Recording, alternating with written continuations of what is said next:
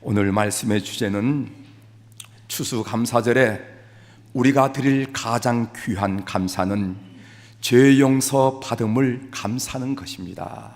이런 주제로 말씀을 나누려고 합니다. 1년을 뒤돌아볼 때 참 많은 감사의 내용과 제목이 있을 것입니다. 그러나 그 중에서도 빼놓을 수 없는 가장 소중한 것은 뭐냐? 나 같은 죄인이 용서함을 받았다는 이 사실을 새롭게 인식하며 감사하는 이 시간이 되기를 주의 이름으로 고면합니다. 오늘 우리는 2018년도 추수감사절 예배를 드리고 있습니다. 영어에 감사다, thank라는 말과 생각한다, think라는 말은 그 어원이 같다고 합니다. 상당히 의미 있는 얘기가 아니겠어요? 생각이 없으면 태산 같은 은혜를 받아놓고도 그 은혜를 하찮게 여기며 인생을 살아갈 수밖에 없고, 생각하면 할수록 그 생각이 깊으면 깊을수록 삶의 원망은 사라지고 감사가 깊어지고 새록새록하는 것을 우리는 주변의 삶을 통해서 많이 보고 듣게 됩니다. 아무리 삶의 조건과 환경이 좋아도 감사한 마음이 없으면 그 사람은 행복한 사람이 아닙니다. 반대로 삶의 조건과 환경이 나빠도 감사한 마음을 갖게 되면 그 사람은 행복한 사람이에요. 소록도에 가면은 나병 황자들이 공동체를 이루고 살아가고 있습니다. 김천에도 나병 황자가 촌이 있어요. 나병에 걸리면은 귀도 떨어지고 코도 문드러지고 손가락도 떨어져 나가서 보기에 흉한 몰골이 됩니다. 오래전의 얘기입니다. 제가 군인 시절 친구들과 함께 소록도를 한번 가본 적이 있어요. 나환자들이 가수원에서 일을 하다가 우리를 보자마자 어떤 사람은 얼굴을 돌리고 순식간에 얼굴을 돌리고, 어떤 사람은 일을 하다가 손을 뒤로 감추는 걸 봤어요. 순간적인 행동들이었지만은 마음이 얼마나 아팠는지 모릅니다.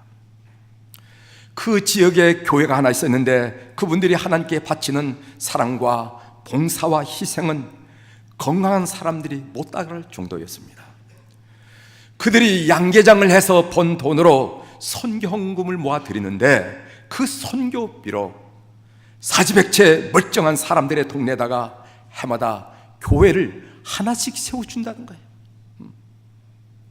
그 나환자촌 입구에 이런 편말을 아치형으로 달아난 것을 제가 봤습니다. 잃어버린 것을 원망하지 말고 남은 것으로 감사하자. 잃어버린 것 원망하지 말고 남아있는 것으로 감사하자. 아무리 많은 것을 가졌어도 마음에 감사함이 없고 원망이 일어난다면 그는 불행한 삶을 사는 것이고, 비록 가진 것이 많지 않다더라도 마음에 감사함이 있다면 그는 행복한 사람입니다. 그는 복받은 사람입니다. 그리고 복받을 사람입니다. 여러분 용서하고 들으십시오. 저도 설교를 준비하면서 뒤돌아보니까 참 감사할 사연이 많은 사람이구나, 감사할 사연이 참 많은 사람이구나, 그렇게 생각되었어요. 이집트에서 선교사로 있을 때 빈민지역에서 베이비와시라는 사역을 했습니다. 6개월 미만의 원주민 아기를 시키는 봉사활동인데 보통 한 번 가면은 20명 내지 30명을 시킵니다. 마을이 20-30명이지 두 팀이 20-30명을 시키려면 3시간을 꼬박 서서 시켜야만 합니다. 어떤 자매들은 말하기를 어깨가 빠질 듯이 아팠다 하면서 어깨를 흔드는 그런 모습을 보이기도 했어요. 이 봉사를 15년 동안 계속했다는 것은 지금 생각해봐도 그 사람의 힘이 아니었구나, 예산 일로 여겨지지 않았어요. 이 봉사를 묵묵히 감내하며 협력한 자매들이 있었는데 우리 교회도 한 분이 있습니다. 하나님이 붙여준 신실하고 충성스러운 사람들이었다, 이렇게 기억되는 분들입니다. 이집트 아슈트 감리교 신학교에서 가르쳤는데 야곱이라는 학생이 결혼을 해서 그 부인이 임신을 했습니다. 하루는 저에게 이 야곱이라는 친구가 찾아왔습니다. 하는 말이 무슨 말이 나면은 아들을 낳으면은 김 목사님의 이름을 따서 짓고 딸을 낳으면은 사모님의 이름을 따서 지켰다는 거예요. 제가 그렇게 지라고 그런 게 아니라 제가 자주 그런 얘기를 해요.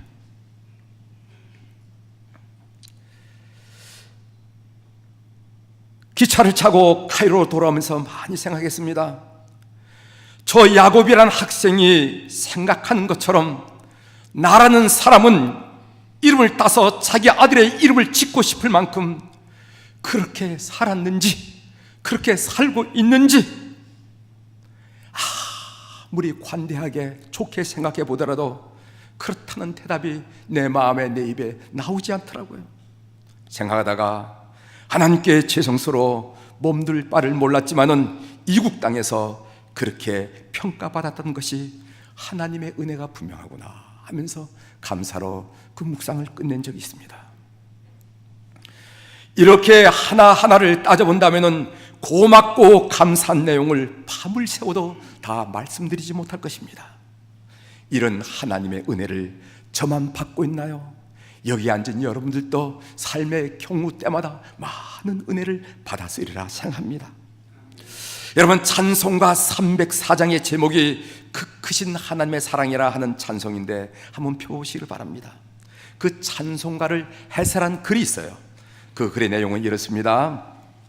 작시자 프레드릭 리만 목사는 평생을 시골 목회지에만 전전하였기 때문에 경제적 어려움을 많이 겪었다는 거예요. 1917년 어느 날 그는 이전과 다름없이 생활비를 해결하기 위해서 치즈 공장에서 일하고 있었습니다. 교회 나오는 돈이 적으니까 생활비가 모자라니까 주일날은 교회에서 사역하고 월, 화, 수, 목, 금, 토 6일 동안 어디서 사역했냐면 치즈 공장에서 버터 만들 치즈 공장. 점심시간이 되었을 때 그의 부인이 한 장의 메모지가 들어있는 도시락을 건네주었습니다. 도시락을 풀어보니까 메모지가 한 장이 나왔어요. 그 내용이 뭐냐면, 그 메모지 내용이 뭐냐면은 바다가 먹물이고 하늘이 두루마리인들 어찌 하나님의 사랑을 다 적으랴 라는 11세기 무렵에 라피 요셉 마르쿠스가 지은 시의 일부분을 적어놓은 거예요. 이것을 이 목사님이 읽는 순간 가슴이 울컥해지면서 깊은 감동에 사로잡혔습니다. 그래서 곧 펜을 들어서 시를 써내려갔는데 그 시에다가 하나님의 사랑이라 하는 곡을 붙여서 이 찬송가가 탄생한 것입니다.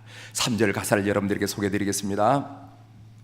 하늘을 두루마리 삼고 바다를 먹물 삼아도 한없는 하나님의 사랑 다 기록할 수 없겠네.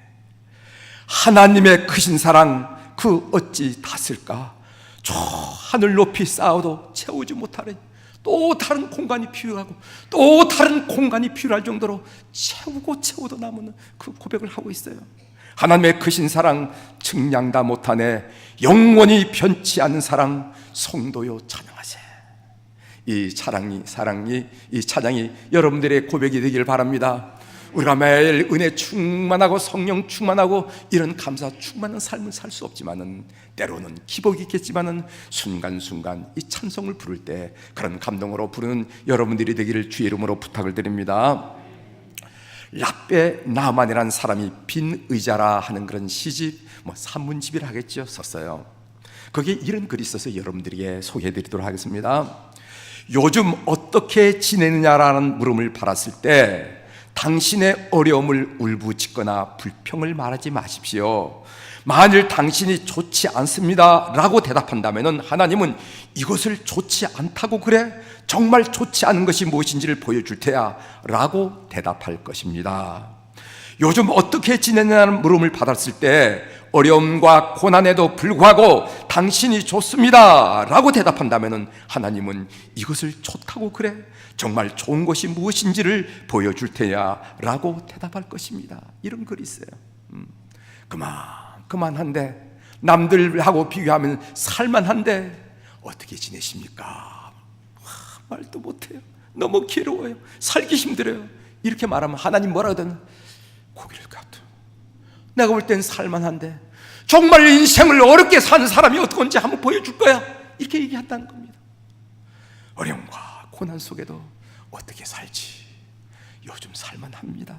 기뻐요. 감사합니다. 그러면 하나님이 어떻게 대답하시냐면, 야, 그렇게 힘든데도 그렇게 말하니 정말 좋은 삶이 어떤지, 감사한 삶이 어떤지 한번 보여줄 테다, 이렇게 하신다는 거예요. 감사하는 마음을 하나님이 귀히 여긴다는 말씀이지요. 감사합니다, 좋습니다, 하나님께 찬양드립니다 라는 입술의 열매를 하나님께서 귀히 여기신다는 것입니다.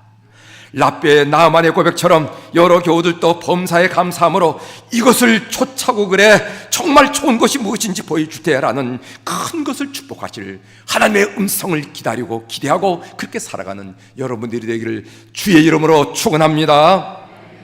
오늘 본문 내용입니다. 추수감사절을 맞이해서 우리가 주님께 드려야 할 최고의 감사는 무엇일까? 추수감사절을 맞이해서 우리가 주님께 드릴 최고의 예물은 무엇일까? 이런 생각에 잠기다가 마음에 떠오른 말씀이 오늘 본문 말씀입니다. 이 향유를 부은 이 이야기는 사복음서에 다 나와요. 마태복음에도 나오고 마가복음에도 나오고 누가복음에도 나오고 요한복음에도 나옵니다.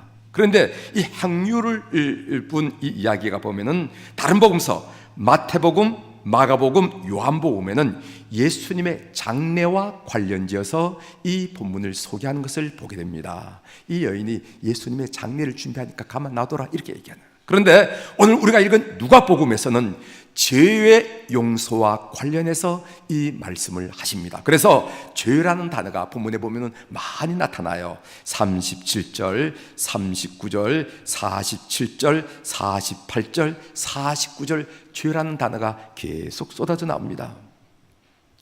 인간 영혼에는 뭔가 채워야 할 빈 공간이 있습니다. 이것이 가인의 후에는 우리 인간의 본질적인 삶의 양상이에요. 이 빈 공간 때문에 사람들은 허전함을 느끼고 공허감을 느끼고 허무감을 느끼게 됩니다. 죄란 무엇인가? 죄란 그 빈 공간을 하나님이 아닌 다른 것으로 채우려는 시도를 우리가 죄라고 말한다는 것입니다. 예를 들어 명예로 채우려고 한다거나 아니면 이성으로 채우려고 한다거나 아니면 돈으로 채우려고 한다거나 아니면 권력으로 채우려 할 때 우리는 그 사람을 죄를 지으려 간다 이렇게 이야기하는 거예요. 오늘 본문에 나오는 여인은 아마 이 빈 공간을, 인간의 본질적인 이 빈 공간을 이성, 남성으로 채우려다가 죄인이라고 낙인이 찍힌 여인이었을 것입니다. 그래서 37절에 보면은 그 동네에 죄를 지은 한 여자가 있어, 이런 말씀인데 영어 번역으로 보면요, 거리의 여자라 이렇게 번역했습니다. 즉 매춘부란 말이죠. 39절 하반절에 보면은 자기를 만지는 이 여자가 누구며 어떠한 자 곧 죄인인 줄 알았으리라 하거늘. 그 당시에 예수님 당시에 공개적으로 죄인이라고 일컬어지는 종류는 두 종류였습니다. 하나는 세리, 로마의 앞잡이로서 동족 유대인들의 세금을 징수하여 착복하는 거머리 같은 존재들을 그들은 죄인이라고 이야기했어요. 다른 한 종류는 매춘부, 거리의 여인으로서 성물 도구로 살아가는 사람을 보고 죄인이라 이랬다는 거죠. 그러나 그 여인은 그것으로 채워지지 않음을 알고 부끄러움을 무릅쓰고 초청받지 않은 자리였지만은 예수님 앞에 나타난 것을 보게 됩니다. 이 여인은 주님께 자기가 할 수 있는 최고의 예물을 드립니다. 우리 한번 38절을 읽어보도록 하겠습니다. 38절 시작. 예수의 뒤로 그 발 곁에 서서 울며 눈물로 그 발을 적시고 자기 머리털로 닦고 그 발에 입 맞추고 향유를 부으니. 아멘. 한 구절들을 묵상해 봅니다. 예수의 뒤로 그 발 곁에 서서 감히 예수님의 면전에 자기의 죄된 몸을 드러내지 못하는 모습을 보게 됩니다. 울며 눈물로 그 발을 썩시고, 바리새인 시몬은 우리 주님이 방문했을 때 발 씻을 물도 주지 않았는데 이 여인은 눈물로 주님의 발을 적십니다. 요즘 연기자들은 눈에 약을 넣고 일부러 눈물을 짜내기도 하지만은 원래 눈물이라는 것은 머리에서 나오는 것이 아니라 가슴에서 나오는 것이 눈물이 아닙니까? 눈물이란 내가 지금 흘려야 되겠다 해서 흘러나오는 것도 아니고 흘리지 말아야 되겠다 하고 멈출 수 있는 것도 아닙니다. 그래서 눈물은 가장 정직한 감정의 발로예요. 닦고 닿아도 멈추지 않고 흘러내리는 마음의 눈물샘이 이 여인으로부터 터졌음을 우리는 알게 됩니다. 자기 머리털로 닦고, 여자들에게 있어서 삼남처럼 긴 머리카락이 주는 의미는 남자의 짧은 머리가 갖는 의미와는 전혀 다를 것입니다. 남자들은 이해할 수 없어요. 그 발에 입 맞추고, 그 집 주인인 시몬은 우리 주님이 들어오실 때 뺨에 입을 맞추는 그 당시의 습관적인 예의도 갖추지 않았습니다. 그런데 이 여인은 발에 입을 맞췄습니다. 향유를 부으니 시몬은 머리에 감람유도 붓지 않았습니다. 그런데 이 여인은 자신의 결혼 지창금으로 준비해왔을 것, 그 귀한 향유를 발에 부었습니다. 여러분, 이 여인이 무슨 돈으로 향유 옥합을 마련했겠습니까? 그것을 생각하면 가슴이 미어지죠. 그런 의미에서 향유를 부었다 하는 이 말은 이 여인의 생명을 부었다, 삶을 부었다 라는 말과 같은 말이라는 것이죠. 그런데 이야기 속의 바리새인은 사회적인 통념에 따라 이 여인을 죄인으로만 바라보고 있습니다. 그녀가 왜 초대받지 않은 차례에 나타나야 했는지, 예수님의 발 앞에 엎드려 뭐 때문에 그런 기이한 행동을 하는지 그는 묻지도 않았고 관심도 없었어요. 그가 궁금해했던 것은 오직 하나, 이 여인이 죄인인 것을 예수님이 알아보실까 알아보지 못할까, 그것만 지켜보고 있는 것입니다. 신앙 공동체에도 지켜보는 사람이라는 것이 있어요. 여인의 입장에도 예수님의 입장에도 섭을 생각을 하지 않습니다. 따뜻한 인간적인 시선을 보이지 않아요. 불쌍히 여기는 하나님의 시선도 갖지 않았습니다. 냉담하게 차갑게 바라보고 지켜보는 자가 있다는 거예요. 사실 그 역시 빚을 탕감받은 자임에도 불구하고 언제까지나 관망자로 남아서 판단하고 비판할 따름이라는 것입니다. 이 여인은 자기가 할 수 있는 최고의 예물을 주님께 드렸습니다. 무엇 때문인가? 용서받은 감격 때문이었습니다. 그래서 이어진 내용이 죄와 죄 용서의 내용이 많이 있어요. 우리 한번 읽어보도록 하겠습니다. 42절입니다. 같이 읽겠습니다. 시작. 갚을 것이 없으므로 둘 다 탕감하여 주었으니 둘 중에 누가 그를 더 사랑하겠느냐. 47절을 이어서 읽겠습니다. 이러므로 시작. 이러므로 내가 네게 말하노니 그가 많은 죄가 사여졌도다. 이는 그의 사랑함이 많음이라. 사랑을 받는 일이 적은 자는 적게 사랑하느니라. 이렇게 얘기했어요. 여러분 잘 생각해 보시길 바랍니다. 자기 죄를 인식하는 깊이에 비례하여 용서받은 감격이 커집니다. 비례한다는 거예요. 전 여기서 어떤 죄를 졌느냐, 죄의 양을 말하는 것이 아닙니다. 어떤 종류의 죄를 졌느냐, 죄의 종류를 말하는 것이 아닙니다. 남내 볼 때는 아무것도 아닌 것처럼 느끼지만 자기 죄를 인식하는 깊이가 깊으면 그만큼 용서받은 감격이 커진다는 거예요. 사랑하는 교회 여러분, 자신의 죄인됨을 깊이 자각하는 은혜가 여러분들에게 넘치기를 바랍니다. 또한 용서받은 감격이 크기에 비례해서 주님을 더 뜨겁게 사랑하게 된다는 것입니다. 사랑하는 교회 여러분, 용서받은 감격이 여러분의 가슴에 마음에 늘 넘쳐나기를 주의 이름으로 축원합니다. 여러분에게도 여인의 눈에 맺혔던 것과 같은 회환과 감사와 사랑의 눈물이 맺혀 있죠. 제 용서받은 감격이 없다면 이 진리를 깊이 깨닫는 은혜가 이번 추수감사절에 여러분에게 임하기를 바랍니다. 죄 용서받은 감격이 어느덧 시들어졌다면 회복하는 은혜가 이번 추수감사절에 여러분에게 임하기를 바랍니다.